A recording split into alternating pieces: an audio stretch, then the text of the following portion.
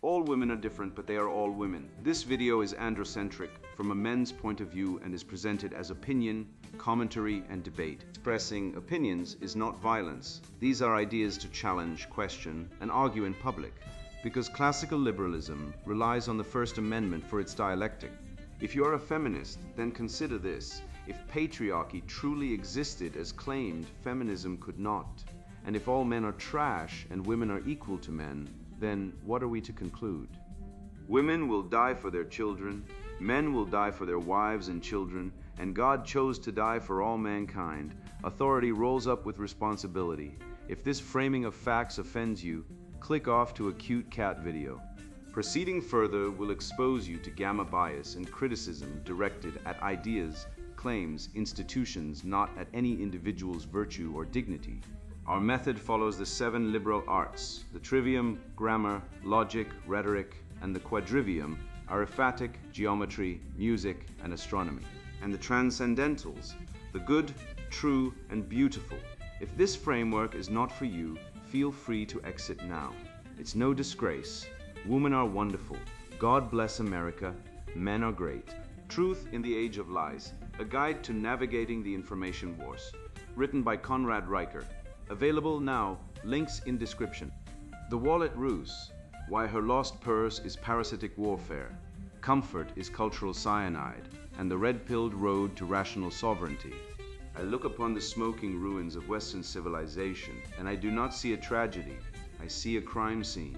You have been gaslit by a demonic cabal of cultural Marxists and their useful idiots, stripped of your heritage and told that your natural masculinity is a pathology requiring a therapeutic cure. They have taken the transcendentals, the true, the good, and the beautiful, and buried them under a landfill of equity and inclusion.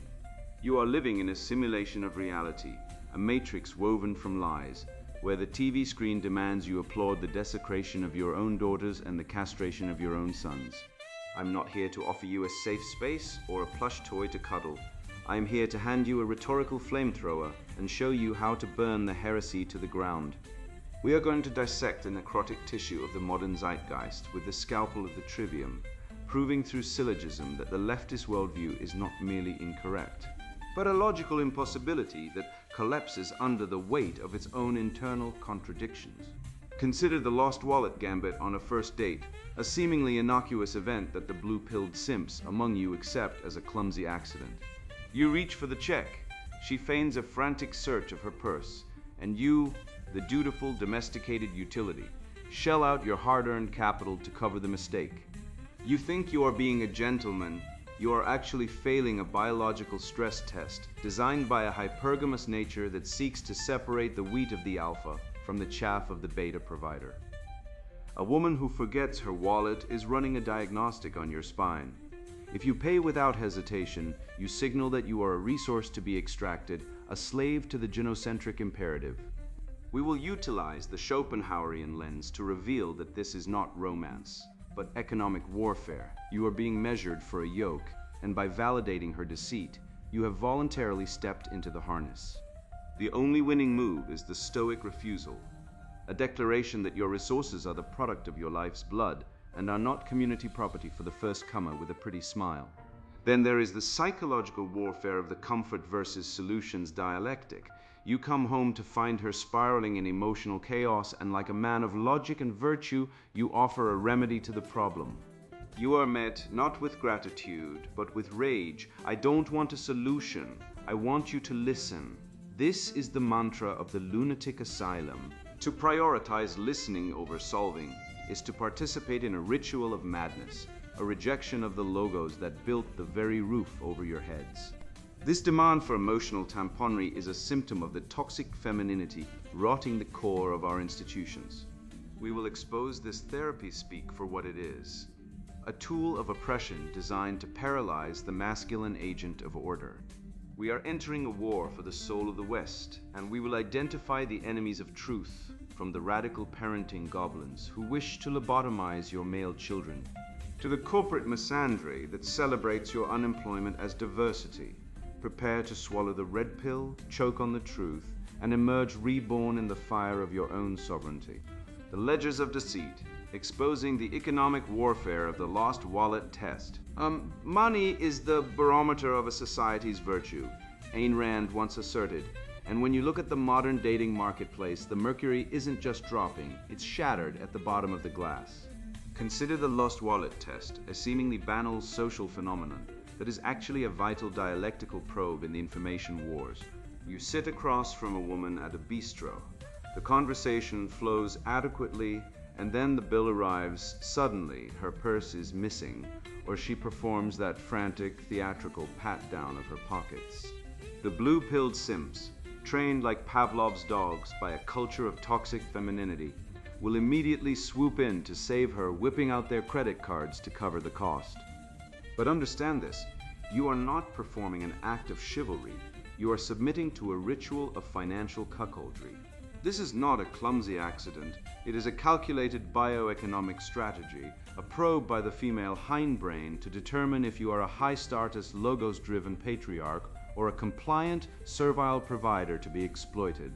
To understand the depth of this deceit, we must consult the etymological roots of the very system we inhabit. The word economy descends from the Greek oikonomia, meaning management of a household. It implies stewardship, resource allocation, and the rational ordering of one's domain according to natural law. Contrast this with the modern gynocentric imperative, which functions not as an economy, but as a mechanism of extraction. When a woman forgets her wallet, she is violating the first principle of oikonomia, the preservation of resources. By paying for her, you are not being nice, you are rewarding deceit and subsidizing incompetence. You are failing the stewardship of your own household before it has even been formed. A man who cannot defend the borders of his own bank account is undoubtedly incapable of defending the borders of his family or his civilization against the encroaching rot of cultural Marxism. Let us deploy the weaponized logic of the trivium to dismantle this trap once and for all. Major premise: a social interaction based on truth requires equitable exchange and honest representation. Minor premise: the lost wallet maneuver is a fabrication of distressed design to extract unearned resources from a male target. Conclusion: therefore, acquiescing to this demand validates a lie and violates the transcendental of truth. It is that simple. The cultural Marxists and their feminist handmaidens have redefined equality to mean female choice with male liability. They scream about independence while demanding dependency. This is the gamma bias inherent in the progressive worldview. When the bill comes, we are suddenly thrust back into the patriarchy of 1850. Yet when the marriage contract dissolves, we are in the progressive utopia of no-fault divorce and asset stripping. You cannot have it both ways, but they will try to force you to pay for both tickets. Do not mistake this test for a harmless flirtation. It is a diagnostic tool used by the hypergamous instinct to measure your threshold for manipulation. Biologically, a woman seeks a man of high status and resolute frame, a man who commands resources, not one who surrenders them at the first sign of feigned distress. When you simp for the lost wallet, you are signaling to her evolutionary hindbrain that you are a low-value beta desperate for approval, willing to trade your hard-earned capital for a fleeting smile. You are admitting that your logos reason is subservient to her pathos emotion. History shows that civilizations crumble when men abandon reason for sentiment. Rome did not fall because the barbarians were stronger, but because the Roman male had become softened by decadence and unwilling to enforce the boundaries of his own sovereignty. The remedy to this spiritual and financial decay is the Stoic refusal. When the bill comes and the wallet is lost, you do not get angry, you do not apologize, and you never pay. You simply apply the principle of reciprocity. You smile, look her in the eye with the unshakable frame of a Stoic sage, and say, "That is unfortunate. I'm sure the restaurant accepts returns for the dishwashing shift." This is not cruelty, it is the re-establishment of the natural law of equitable exchange. You force her to confront her own agency. By refusing to be the simp, you shatter the frame of the damsel in distress and assert your dominance over the material plane. You demonstrate that you are a man of value who does not barter his resources for the company of a deceiver. Break the spell of gynocentrism. Keep your ledger balanced and let the wasteful expenditures of the simps fund the decline. You are here to build the future. But the theft of your coin is merely the low-hanging fruit for the cultural Marxist. Once the fortress of your finances has been breached, the assault turns toward the citadel of your mind. Do not delude yourself that the lost wallet was an isolated skirmish, for it was the precursor to a far more insidious rape of reason. The gynocentric matrix does not merely require your labor, it demands the total surrender of your rational faculty, forcing a transition from the material extraction of the provider to the spiritual lobotomy of the listener. The tyranny of therapy speak, weaponizing comfort against competence. Validation is the counterfeit of virtue, a sugary poison peddled by an effeminate culture terrified of the harsh contours of reality. You have been groomed by a genocentric matrix to believe that your highest calling is to serve as an emotional tampon for the neuroses of the modern woman, absorbing her chaotic humors without objection. This is the listening trap, a sophisticated form of psychological subjugation dressed in the soft language of care. The feminist imperative commands you to just listen, which translated from the newspeak of the woke orthodoxy means abdicate your sovereignty, silence your logic, and validate my delusion. By stripping you of your problem-solving agency, the culture reduces you from a paterfamilias capable of dispensing wisdom to a domesticated appliance, a mere mirror reflecting back her infinite self-absorbed grievance. You are not being asked to engage in dialectic. You are being commanded to participate in a monologue of madness. And if you dare to interject with the sword of truth, you are branded a tyrant. We must identify the cognitive distortion operating here, a phenomenon known as gamma bias. This is the societal programming that values female emotional expression, no matter how hysterical or detached from reality, over male logical resolution. The matrix demands you apologize for your competence. Consider the etymology of the subversion. Comfort comes from the Latin confortar, to strengthen. Yet, in the clown world of modern relationships, comfort has been mutated into a narcotic. It is the act of weakening the mind by validating error. When you prioritize feelings over facts, you are not being kind. You are engaged in a cowardly betrayal of the logos. The Marxist dialectic thrives on this inversion, convincing men that their natural inclination toward solutions is toxic masculinity, while rewarding the feminine propensity for endless, circular emotional venting as emotional intelligence. This is a lie. True intelligence is the ability to solve problems. Everything else is merely noise. Allow me to demonstrate the absurdity of this dynamic with a formal argument, lest the emotionalists accuse us of unfeeling brutality. The syllogism of the sovereign mind is as follows. Major premise: problems exist in objective reality and require objective solutions to be resolved truth. Minor premise: emotional venting without solution, seeking perpetuates the existence of the problem, stasis. Conclusion: therefore, offering comfort over solutions is an act of collaboration with chaos and a betrayal of the good. This logic is irrefutable. When a man offers a solution, he is engaging in the highest form of love. He is attempting to alleviate suffering by aligning the woman's reality with the truth. To reject the solution in favor of venting is to choose the suffering, to worship the problem as an idol. This is the psychology of the child, yet it is the mandated interaction mode for adult men in the West. Consider the tragic comedy of the modern male who attempts to intervene in his partner's distress.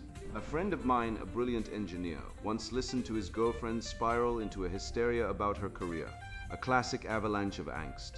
Being a rational man, he applied the trivium, analyzed the data, and proposed a three-step plan to secure her promotion and neutralize her toxic boss. The reaction? She exploded in rage, accusing him of not validating her lived experience. He was berated for his competence. This is the gaslighting of the competent. The system trains women to view male competence as an attack on their ego. In this inverted reality, the man who fixes the leak is the villain because he didn't first weep into the puddle. It is a test of frame that most men fail. Apologizing for their own utility. Do not apologize. Her anger is the friction of a lies-based worldview colliding with the reality you represent. This comfort-first pathology is not merely an annoyance in the domestic sphere. It is the virus that kills civilizations. It represents the triumph of the feminine principle, stasis, emotion, over the masculine principle, logos action. When a culture decides that feeling safe is more important than being capable, it has signed its own death warrant. Look at the hard data. We have skyrocketing suicide rates among men who are drugged into compliance for displaying masculine traits. While family courts operate on the tender years doctrine, a feminist fabrication ensuring that maternal feelings supersede paternal rights. The divorce courts are not interested in the truth of who is the better parent. They are interested in the comfort of the mother and the extraction of resources from the father. This is the feminization of the law, replacing the blind scales of justice with the weeping eyes of the therapeutic state. We are building a society of safe spaces that are utterly unsafe for truth-tellers. The remedy to this infection is dialectical detachment. You must refuse to be drawn into the emotional whirlpool. The mental health industry, now a wholly owned subsidiary of cultural Marxism, seeks to pathologize your stoicism and label your rationality as a disorder. They want to prescribe you SSRIs to numb your masculine drive. Rejected. The red-pilled man stands firm in the tradition of the Stoics and the Scholastics. When faced with the listening trap, do not become an emotional tampon. Remain the immovable rock of Gibraltar. Offer the solution once, clearly and concisely, as a supreme act of charity. If it is rejected, withdraw your energy. Do not engage in the circular logic of the neurotic. Preserve your logos. Your competence is your shield, your logic is your sword, and your refusal to validate lies is the only way to burn away the fog of this modern Babylon. The rejection of logos for the comfort of the herd is not merely a corporate inconvenience. It is the mechanism of the glass cellar, a term of art to describe the basement of society where men are forced to toil and die in obscurity while the glass ceiling is marketed as the only oppression in existence. A lie so vast it blocks out the sun. I witnessed this when a senior engineer was purged for the violence of his competence, his toxic leadership style merely being the directness required to ship product, while the diversity, equity, and inclusion DEI hire who presided over a disaster of mismanagement was promoted to protect the narrative, proving that the modern workplace is a rigged casino where the house gynocentric, Marxist, and pathological always wins, the sanctioned scapegoat, institutional misandry, and the metaphysics of hate. I didn't realize my leadership style was intimidating. I thought it was competent. These were the bitter parting words of a senior engineer I watched being escorted from a Fortune 500 building by security. His crime was not fraud, theft, or failure, but the violence of assertion in a sterile, feminized corporate hellscape. While this man, a master of the apprenticeship ladder who had coded the very architecture the company rested upon, was cast into the glass cellar of unemployment for exhibiting the natural virtues of the West's strength, directness and reason. A neighboring department head, a woman hired via the Rooney Rule diversity mandate, presided over a 40% drop in productivity and a viral catastrophe of mismanagement, yet was quietly promoted to a senior strategy role to avoid the PR nightmare of admitting a mistake. This is not an anomaly. It is the operational code of our institutions. We are witnessing the weaponization of incompetence against excellence, where the masculine transcendental of truth is sacrificed on the altar of the feminine idol of comfort, creating a corporate gulag where the only sin is being a capable man. To understand this systemic betrayal, we must strip the bark off the language and look at the etymological rot beneath. The term misogyny, derived from the Greek missos, hatred, and gune, woman, has been expanded by cultural Marxists to include any disagreement with feminist dogma, effectively rendering the word meaningless. However, misandry, missos plus a nair man, remains strictly defined to deny its existence, creating a linguistic shield for state-sponsored hatred. The definition of socially accepted misandry is thus a systemic prejudice that interprets masculine traits as pathologies while framing feminine vices as virtues. We see this in the glass cellar, the statistical reality that men occupy 92% of the workplace fatalities and the most dangerous, dirty jobs in existence, while the glass ceiling remains a mythical construct to explain away the lack of female representation in the top 1% of earners. The system does not hate men for what they do, it hates men for what they are. The illogical nature of this hatred can be exposed through a simple syllogism that dismantles the leftist framing. Major premise: a just society applies laws and standards universally, adhering to the natural law of non-contradiction. Minor premise: current laws and social mores explicitly punish men for traits praised in women, e.g., assertiveness is toxic in men but empowering in women, creating a dual standard of justice. Conclusion: therefore, society is fundamentally unjust and operates on a lie, necessitating a complete rejection of its moral authority. This is not mere incompetence. It is the metaphysics of hate, a spiritual disease where the civil society associations of the West are dissolved to make way for a totalitarian bureaucracy that demands men be nothing more than beastly utilities. Tax cattle to be milked and slaughtered in the family courts to fund the very gynocentrism that enslaves them. Consider the Duluth model, a vile piece of feminist jurisprudence that has infected our legal system like a cancer. This framework assumes that in any domestic dispute, the male is the perpetrator and the female the victim, regardless of facts, turning the Western tradition of due process, the presumption of innocence, into a cruel joke. I have seen men arrested for calling the police on their violent wives, hauled away in handcuffs because the state requires a sacrifice to the goddess of equity. This model asserts that domestic violence is a tool of patriarchal control, yet biological reality and police arrest rates show that women initiate physical aggression in relationships just as often as men, if not more so, when you account for reciprocal violence. By criminalizing masculinity itself, the state enforces a tyranny of the female vote and female interest, effectively dismantling the mixed constitution, the balance of powers, to install an ochlocracy of emotion. The lineage of this poison traces directly back to the Frankfurt School and the critical theory designed to destroy the Western family unit. The goal was never equality. The goal was the eradication of the father, the priesthood of the household, to make the state the primary provider and moral authority. These wicked liars, cheating men of their birthright, utilize the Ghana bias, a cognitive distortion where we minimize the agency of women and maximize the responsibility of men, to convince you that the parasite is the host. The remedy for this degeneracy is not found in angry protest, which feeds their narrative, but in the remedy of the monastery. We must return to the stoic withdrawal of our labor, our commitment, and our genius from a system that despises us. By starving the parasitic structures of the male vitality that sustains them, we do not retreat. We allow the modern Babylon to collapse under the weight of its own inefficiency and lies, preserving our souls for a future worth building. Starving the beast is the essential first strike of the resistance, yet it remains a defensive measure unless we identify the original breach in our spiritual armor.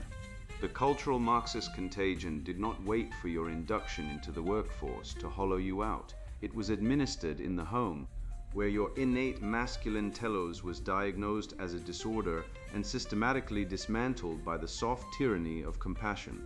You cannot reclaim the high culture of the West while remaining a psychological serf to your upbringing. We must now apply the cold scalpel of the trivium to the domestic sphere, shattering the most protected class in the gynocentric lexicon to expose the radical parenting psyop for what it is: the factory floor of compliant slavery, the nursery of serfdom, parenting as a tool of oppression and the cycle of betrayal. Tell a man his wife is cheating, he demands proof.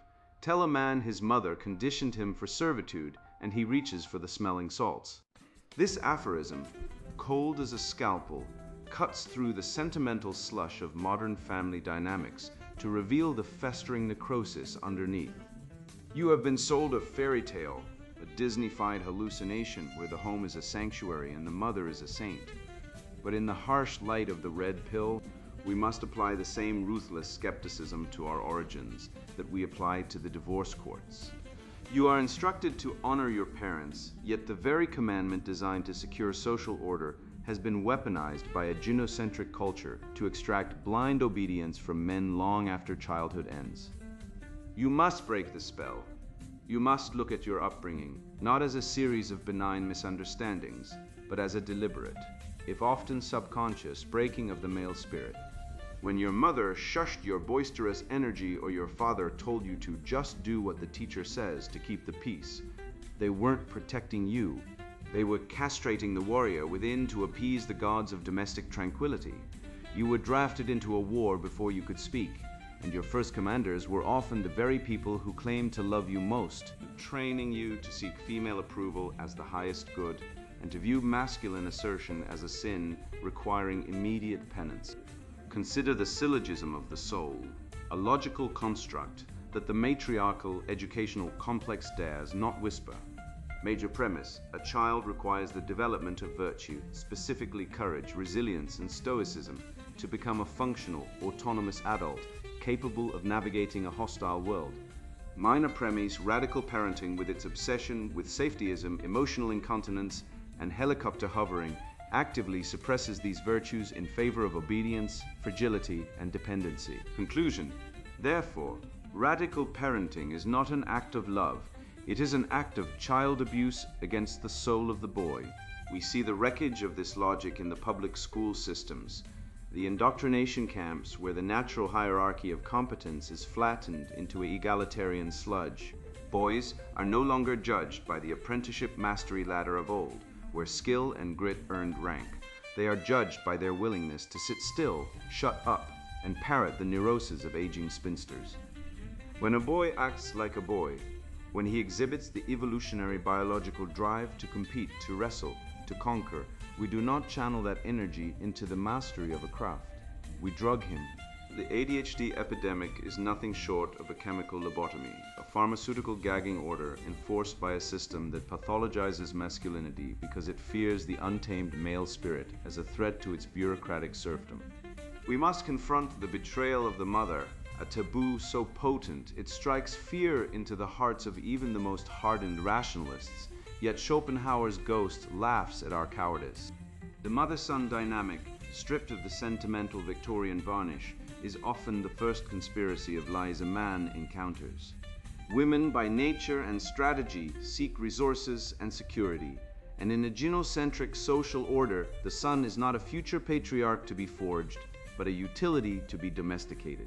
The overprotective mother is not expressing superfluous love.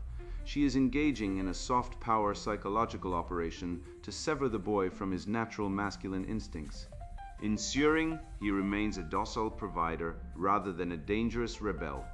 She instills in him the deadly vice of niceness, the surest path to the gutters of nihilism, by teaching him to prioritize female comfort over truth and male vitality. She primes him for the slaughterhouse of family court, where his learned subservience will be exploited by a system designed to extract his wealth and strip his children. The daddy issues dialectic follows in lockstep by demonizing or removing the father, the living embodiment of logos, order, and law. The state creates a vacuum that it eagerly fills. A population of men with daddy issues is a population of useful idiots, looking for a surrogate parent in the government, begging for the welfare teat and the strong hand of the tyrant to soothe the ache of their abandoned initiation. The radical parenting psyop is the cornerstone of this nursery of serfdom, a sophisticated method of breaking the will of the male child to produce compliant, docile serfs for the managerial class. It is the domestication of the human animal, mirroring the way we breed cattle for docility, only we do it with guilt, shame, and the weaponization of empathy. We are told that it takes a village, but that village is a mob of resentful ideologues seeking to sacrifice your potential on the altar of equality.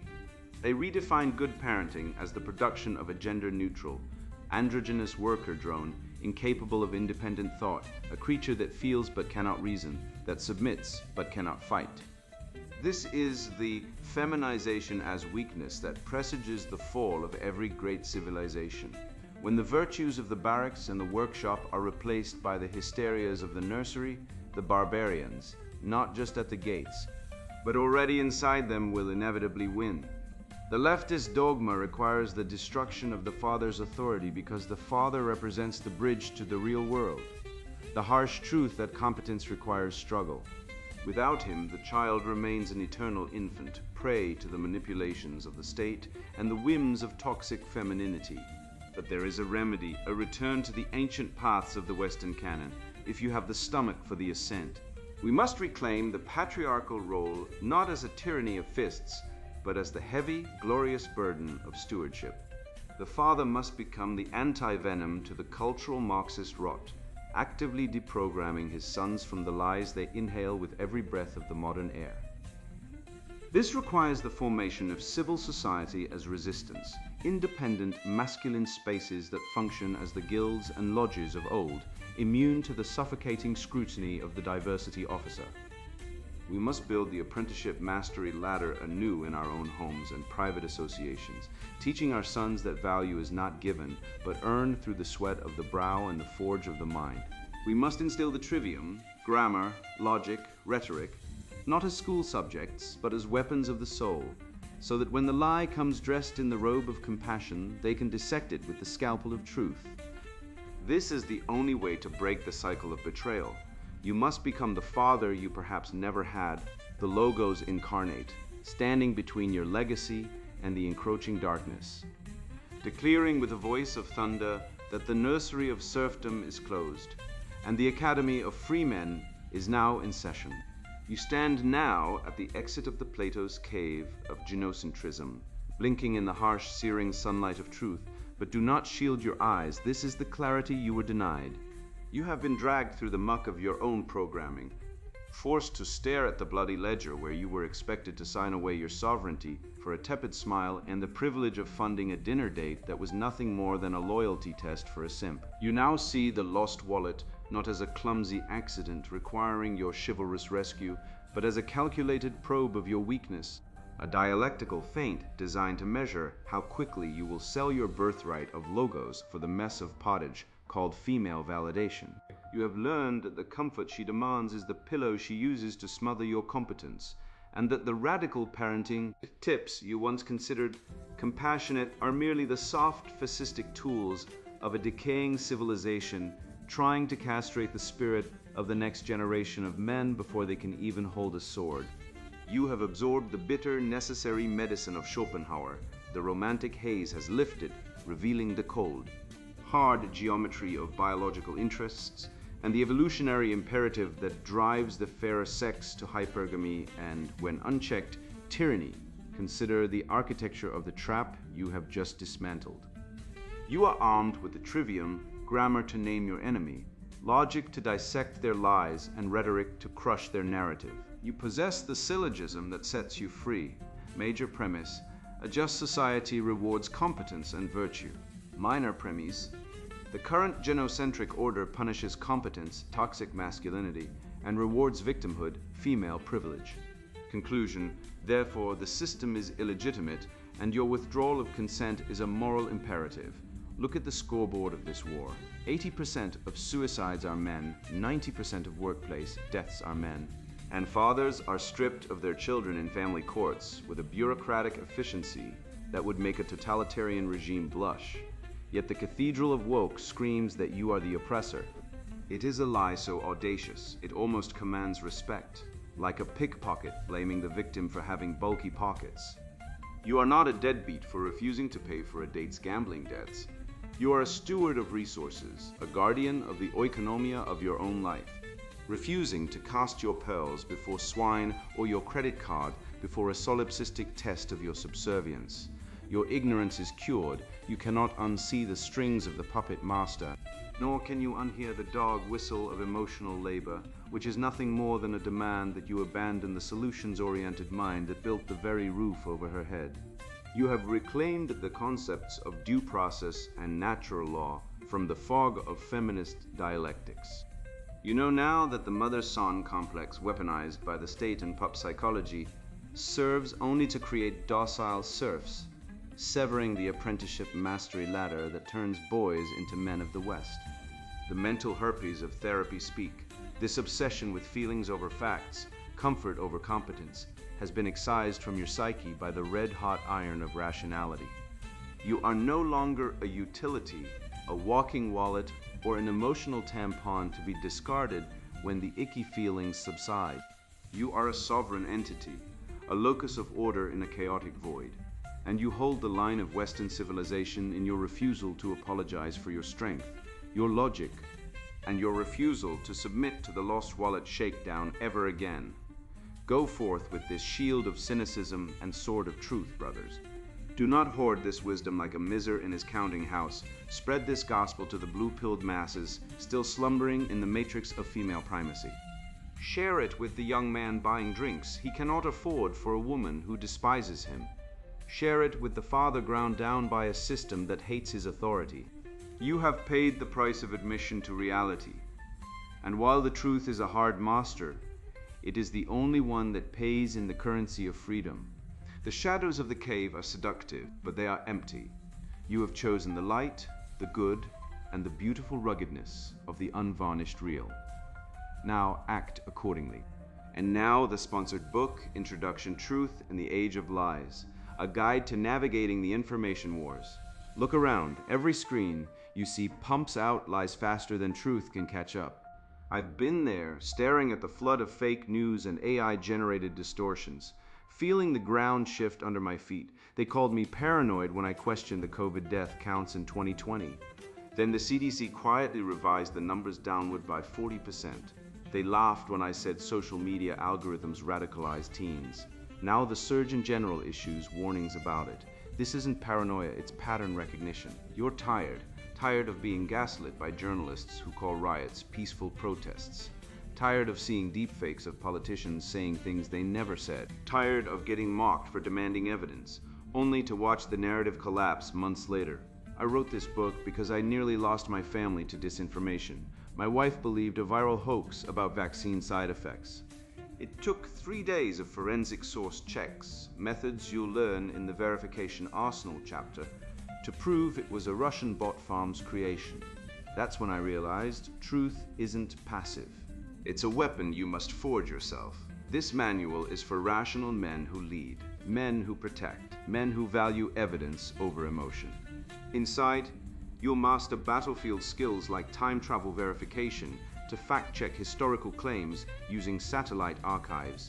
You'll build cognitive war games to simulate propaganda attacks before they hit. You'll dissect media corpses in the media autopsy lab with tools that expose the Covington Kids smears. These aren't theories, they're trench-tested tactics from my 20 years as a data forensics engineer. If you're the type who thinks toxic masculinity is a real term, stop reading now. Go knit a sweater. This book is for red-pilled men ready to arm themselves against institutional decay. For fathers creating family firewalls against TikTok brain rot. For debaters using linguistic forensics to shred opponents' false stats in seconds. Your reality is under assault. Either you weaponize facts or you become collateral damage. Buy this book, Dominate the Information War, Truth in the Age of Lies, a guide to navigating the information wars. Written by Conrad Riker. Buy now. Links in description.